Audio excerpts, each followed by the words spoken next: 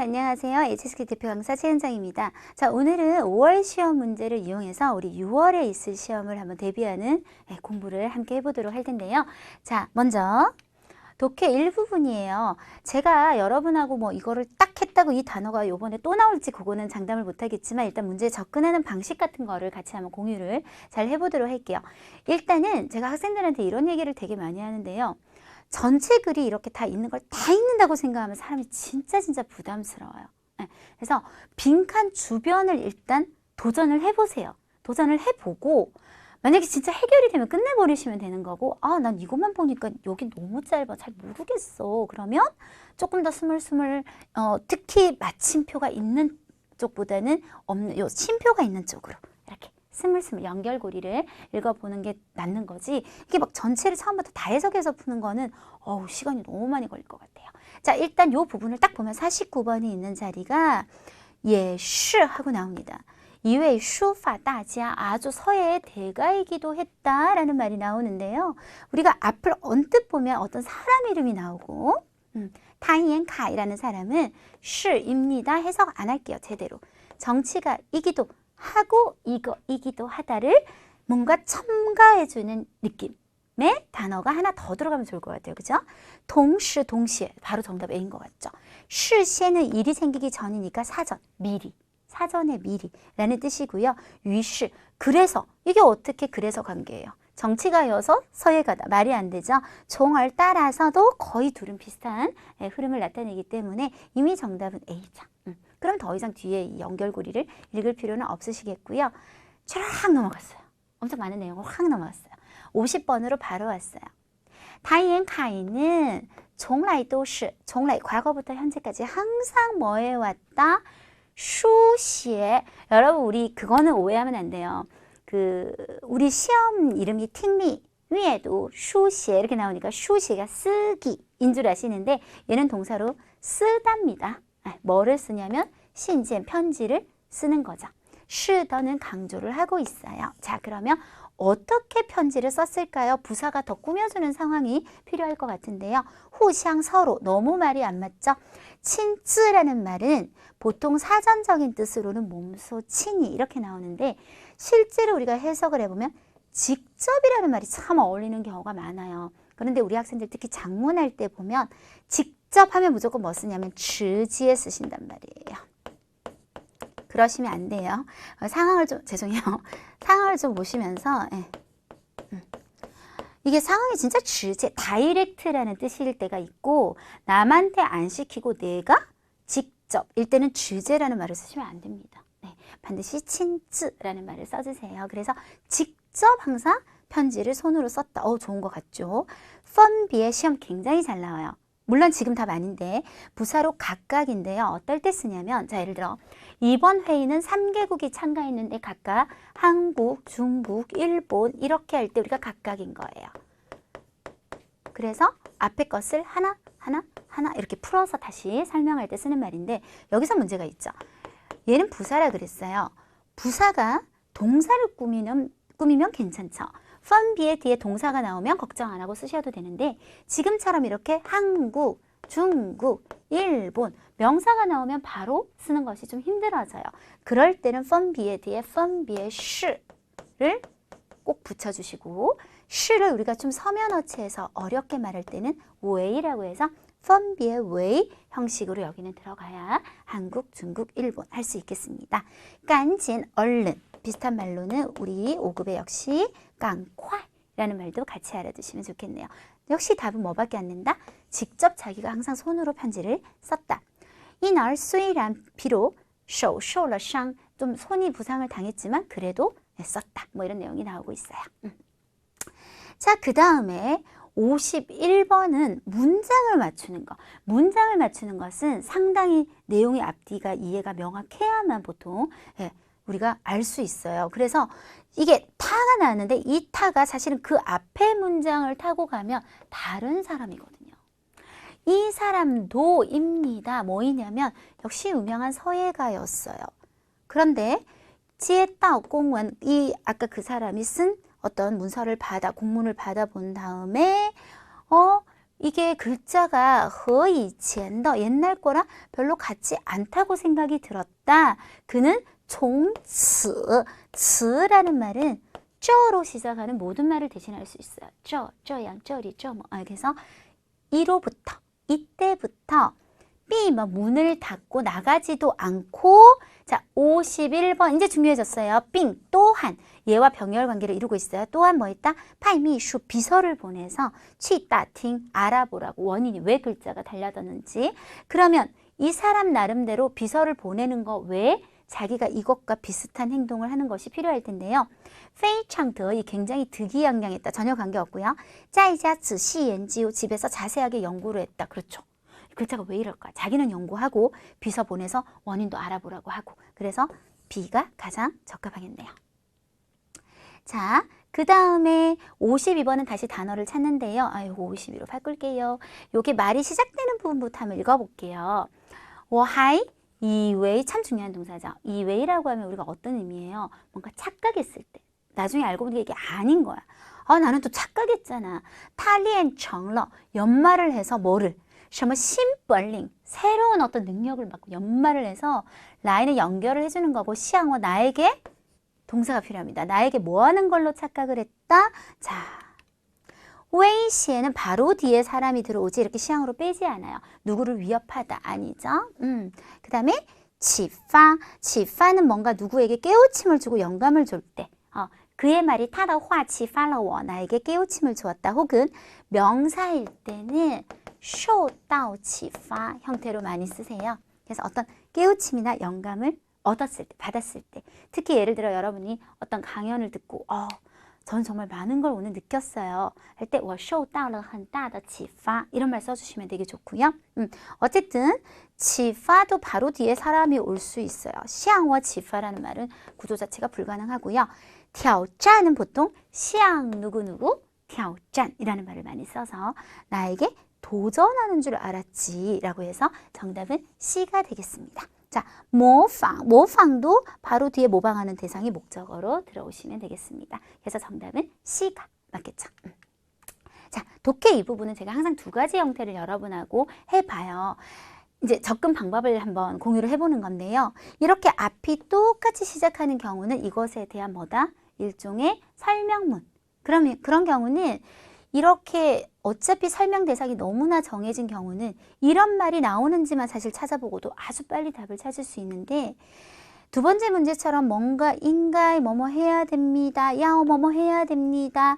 이렇게 하면서 앞에 규칙성도 없는 것들은 조금 바로 이 말을 그대로 찾고 이러면 오히려 더 정신이 없을 수 있어요. 그래서 이런 경우는 A, B, C들을 먼저 읽고 처음부터 열심히 읽다가 답이 나오면 스탑하는 방법이 사실은 가장 빠릅니다. 한번 해보도록 하죠.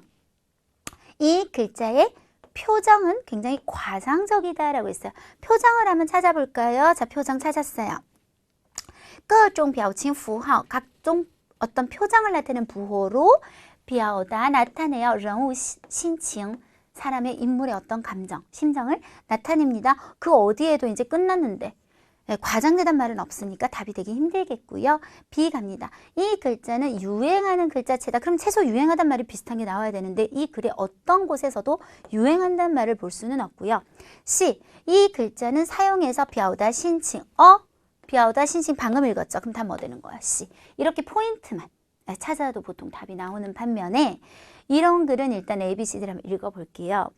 周五, 우리가 금요일에 진식 뭐를 해라? 工作总结 좀 잘 보일 만한 단어에 밑줄을 좀 쳐놓을게요. 어떤 업무를 총정리하는 작업을 진행해야 된다. 周一 월요일은 适合公布好消息 좋은 소식을 발표하는데 아주 적합하다. 要善于 뭔가를 잘해야 돼요. 판단, 판단을 소식의 전자 이게 판단하고 같이 할까요? 진짠지 가짠지 구분을 잘해야 된다. 好消息는 비坏消息 항상 비교문이 나올 때는 강한 쪽에 밑줄을 칠 거예요. 좋은 소식이 나쁜 소식보다 전파가 빠르면 누가 더 빠른 거예요? 좋은 소식이 빠르다. 이렇게 줄을 치면 눈에 잘 보이게 되겠습니다. 처음부터 이거는 답이 나올 때까지 한번 읽어보도록 할게요. 每届经济学中 이런 경제학이 있겠지. 이렇게 하세요. 모든 걸 다 해석할 필요 없어요. 有什么什么效应 이 단어는 조금 익혀두실게요. 정말 많이 나오는데 H스키 단어 아니거든요. 근데 무슨效应 하는 건 항상 이론의 이름이에요. 근데 이게 정말 많이 나오니까요. 여러분이 글을 읽다가 效应이라는 단어를 만나면 아 무슨 이론 이름인가 보다. 그래서 금요일 어떤 이론이 있다는 거죠. 指的是 이것이 가리키는 게 뭔지 한번 볼까요? 坏消息 나쁜 소식은 要在周五 금요일에 발표를 하는 게 좋대요. 아직 우리 일치하는 거 없어요.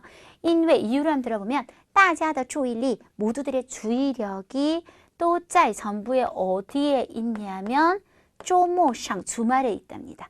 即将到来的 곧 이제 다가올 주말에 가 있어서 对 뭐에 대한 坏消息的 나쁜 소식에 대한 关注 관심도가 比其他工作日 기타 업무를 하는 월화수목보다는 적다. 아직은 똑같은 말이 없어요. 而好消息 좋은 소식은 要在周一公布 월요일에 얘기하는 것이 좋다. 찾았죠? 똑같은 말. 그럼 답은 B. 그리고 더 이상 절대로 시험에서 읽지 마세요. 그래서 제가 답 포인트라고 얘기하는데요. 이미 표시를 잘 해놓은 다음에 일치하면 거기서 멈춰도 되겠습니다. 답은 어떻게? B가 되겠죠. 거의 똑같은 말이 나왔으니까요. 자, 이렇게 해서 독해 이 부분 해봤고요. 자, 쓰기 1부분. 이게 쓰기 1부분은 5월 같은 경우는 굉장히 다양한 어법 포인트가 나오진 않았어요. 하지만 항상 나오는 것들이 나왔다. 이렇게 평가할 수 있겠는데요. 형용사 수러문이라고 하면 당연히 문장에서 서술어를 봤더니 하오, 피아올리앙 같은 형용사가 되는 경우죠. 이 경우는 좀 쉬워요. 왜? 뒤에 목적어가 없거든요. 그럼 문장 길이가 아무래도 상대적으로 좀 짧을 거고요. 자, 주어를 꾸미는 말 관형어 필요할 때 더 쓰실 수 있고요. 헌 같은 거 이런 거 부사어 들어갈 수도 있습니다. 자, 먼저 항상 이 나열하는 문제를 풀 때는요.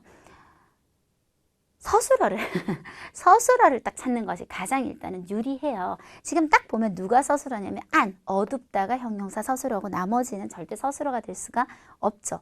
지엔지엔, 점점 이런 것들은 다 부사고요. 러 같은 것도 나중에 넣어주면 되고요. 그럼 끝났잖아요. 티엔, 하늘이 어두워지는 것이 되겠죠. 그래서 부사를 넣어줘서 하늘이 지엔지엔, 점차 안샤취러. 우리가 적극적 형용사, 소극적 형용사 이런 말을 하는데요. 강한 쪽이 적극적, 좀 약한 쪽이 소극적. 예를 들면 뚱뚱하다 적극적, 말랐다 소극적, 좋다 적극적, 나쁘다 소극적, 밝다 적극적, 어둡다 소극적. 그래서 적극적인 형용사들은 보통 칠라이를 써서 변화를 나타내는 경우가 많고요. 이렇게 어둡다 같은 경우는 시아라이나 시아 종류를 써서 시아취. 이렇게 보통 방향보호를 쓰는 경우가 많습니다. 자, 그 다음 밑에 한번 보시면 얘를 꾸미는 말은 좀 일단 내 눈에서 치워버려요. 딱 서술어가 뭐예요? 까오죠. 그런데 리시 이자가 높다가 말도 되고요. 또 나종 방우 집이 되게 높다도 어쨌든 말이 되잖아요. 그런데 얘가 결정적인 역할을 해야겠네요. 따이관 5급 이합 동사 대출을 받는 이 꾸미는 말이 뭐가 될 수밖에 없어서 이자가 될 수밖에 없어서 정답은 이 집은 따이관 더 리시 이게 주어가 되는 거죠. 대출 받는 이자가 한가오 높습니다. 이렇게 되겠습니다. 이제 동사가 이제 문장의 서술어가 되는 경우는 꼭 물론 그런 건 아니지만 목적어가 들어올 수 있는 가능성이 생기면서 문장의 호흡이 어떻게 좀 더 이제 길어지게 돼요. 그리고 똑같아요. 주어 꾸미는 거, 목적어 꾸미는 거, 관형어 필요 없으면 말고 필요하면 더 한자 정확하게. 자, 동사 서술어 꾸미는 건 똑같이 부사어 필요하면 더 이렇게 들어가게 되겠습니다. 자, 먼저 서술어 찾는 작업 한번 해볼게요. 일단 서술어가 될 수 있는 건 딱 하나밖에 없어요. 뭐밖에 없냐면缩小, 작아지고 있는 중이다라는 부사를 하나 썼네요. 그러면 이제 주어를 찾으면 돼요. 뭐가 작아질 수 있죠? 쌍방이 작아질 수 있나요? 불가능하잖아요. 차이가 작아지다. 이미 주어 서술어를 찾으면 나머지를 나열하는 건 굉장히 간단해져요. 비사이 쌍방더 경기를 하는 쌍방의 차이가 지금 줄어들고 있는 거죠. 목자가 없으니까 굉장히 간단하죠. 자, 봅니다. 일단 동사 찾아볼게요. 서술어. 형용사일 수도 있어요, 물론. 근데 여긴 동사예요. 또이 뒤에 만이란 결과보호를 붙여서 그냥 하나의 동사라고 할게요. 가득 쌓아져 있다. 그러면 앞에 주어에는 어디에? 그 다음 목적어는 뭐가? 이러면 끝났겠죠. 그러면 한번 해볼까요? 어디에? 办公桌上 사무실 책상에 堆满了 아주 가득 쌓여져 있는 상태인 거죠. 원지엔 문서가 이렇게 되겠습니다. 자, 그 다음 동사는 쭉 봤을 때 이거 개요하는 전치사 구조예요. 그쵸? 리우샤. 그러면 리우샤하고 짝이 되는 아주 대표적인 목적어가 뭐예요? 리우샤 인샹. 제가 평상시에 HSK 문장이라고 해요. 너무 자주 나와서 개이 누구누구 리우샤 인샹. 그럼 주어는 그녀의 자 표현 아니에요. 表现은 명사일 때 어떤 품행, 태도, 활약 이런 정도로 해석하시는 게 좋습니다. 그래서 타더 表现 그의 활약이 개와 나에게 리우샤 深刻 인상도 진짜 잘 나와요. 깊은 인상을 남겼다. 이렇게 써주시면 되겠네요. 또 항상 나오는 거죠. 서술성 목적어. 되게 이렇게 우리가 뭔가 어법을 이름을 붙이면 어렵게 들리는데요. 어려운 얘기가 아니에요. 보통 우리가 동사 뒤에 이제 목적어가 오면요. 목적어의 품사가 대부분 뭐예요? 去中国, 중국. 看电影, 영화. 명사들이잖아요. 그런데 어떤 동사들은 여기에 명사가 안 들어가고 주로 동사나 형용사가 많이 들어오는 동사들이 있어요. 물론 이렇게도 들어올 수 있고 이렇게 들어올 수 있는 애들도 있고요. 자, 그래서 이렇게 동사나 형용사들을 원래 방금 우리가 앞에서 뭐랬어요? 주로 형용사 서술어가 주로 되잖아요. 그래서 이런 걸 뭐라 그러냐면 서술성 목적어. 일단 읽어보면 일반적인 동사가 명사, 대명사를 목적어로 하는 것과는 달리 형용사나 동사 같은 서술성 단어가 목적어에 들어가 있으면 그거를 뭐라 그런다? 서술성 목적어를 가진다. 이렇게 얘기하는 건데 제일 대표적인 게 쥐에더를 보시면 와 쥐에더 타 이렇게 끝낼 수가 없어요. 나는 그녀를 느껴 변태죠? 그럴 수 없죠. 와 쥐에더 타은 漂亮 결국은 목적어 속에 형용사가 하나 좀 들어간다거나 我觉得他应该学汉语 난 제 중국어 좀 배워야 될 것 같아 동사가 들어간다거나 이런 상태가 되는데요. 지금 보면 일단 동사가 좀 몇 개가 보여요. 덩지 뭐 기록을 하는 거죠. 负责 책임을 지다. 이렇게 동사가 두 개 보일 때 일단 연동문일 가능성도 물론 있어요. 순서대로. 근데 이건 시간적 순서가 안 보이거든요. 그래서 이거는 그 경우가 아니고 책임을 지는데 그 책임지는 안에 기록하는 것을 책임을 지라고 얘기하는 상황이 되겠습니다. 그래서 분석이 어떻게 돼야 되냐면 주어는 지금 니밖에 없죠. 라인은 우리가 왜 써요? 우리 초급 회화에서 이런 거 하죠. 我来介绍一下 주체, 내가 나서서 적극적인 행위를 나타낼 때 당신이 좀 나서서 후, 저 책임지세요 하고 목적어가 긴데 그 안에 또 동사가 들어가서 서술성 목적어, 기록하는 거, 뭐 산회人员的 이 회의에 참가하는 사람들의 명단 기록을 책임져라. 이런 구조로 보실 수 있겠고요. 똑같이 동사가 두 개가 들어와도 뭔가 시간차가 있으면서 이어진다면 연동문일 가능성이 있습니다. 연동문이라 하면 주어 하나의 동사가 연이어서 들어오는 문장을 얘기하죠. 일어나는 발생 순서를 잘 관찰하는 것이 중요한데 我去中国学汉语 일단 중국을 가고 그리고 중국어를 배우겠죠. 자, 그럼 한번 볼게요. 일단 징은 우리가 문장 맨 앞에 客套话 일종의 예의를 차리는 말로 크게 제가 이걸 어법적으로 설명을 안 할 거예요. 얘 때문에 따이 대신하다가 일단 부위원으로 자리 잡혔죠. 나를 대신하고 그 다음에 뭐 하는 거예요? 원허 안부를 묻는 거죠. 그럼 안부 묻는 대상은 반드시 얘가 얘를 꾸미는 상황일 테니 생각보다 쉽게 칭 따이워 나를 대신해서 안부 물어주세요. 누구에게? 지하 리더 장辈 집의 어른들에게 어르신들에게 안부 물어주세요. 이제 이런 식이 되겠습니다.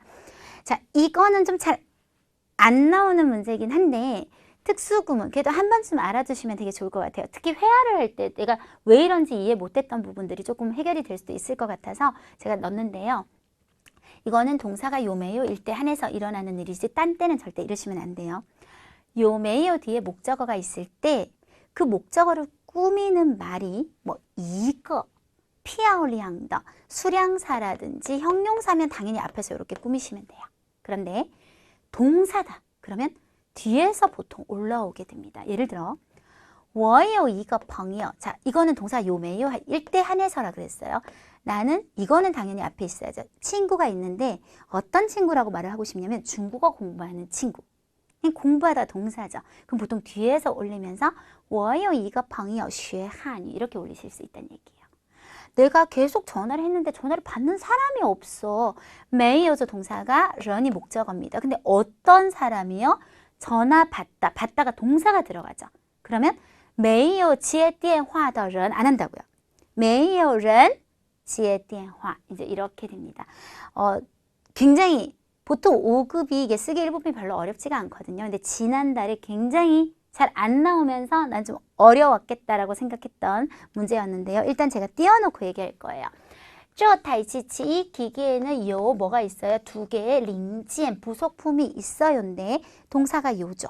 근데 이 부속품이 어떤 부속품이냐면 찾지 못하고 있는 부속품인 거예요. 그래서 동사가 들어올 때는 뒤에서 꾸며서 지금 찾지 못하고 있는 두 개의 부속품이 있습니다. 구조로 나열하실 수 있겠습니다. 네, 이렇게 해서 우리 5월 시험 문제 이용해서 6월 시험 한번 대비해 봤는데요. 이번 시험도 최현정 4단의 세 분의 선생님이 함께 노력해서 전달해 드렸습니다. 자, 적중특강, 이 문제 그대로 나온다. 그런 뜻은 아니죠. 하지만 우리가 문제를 접근하는 방식이나 요령을 배우는 데는 굉장히 도움이 될 수 있고, 특히 방금 쓰기 일부분 같은 경우는 형용사 수러문, 동사 수러문, 그리고 서술성 목적어, 연동문 빠지는 날이 없어요. 그래서 그런 것들을 풀어봄으로써 여러분이 이게 마지막 마무리하는데 굉장히 큰 도움이 될 거라고 믿습니다. 시험 잘 치시고요. 앞으로도 적중특강 함께 해주세요. 수고하셨습니다.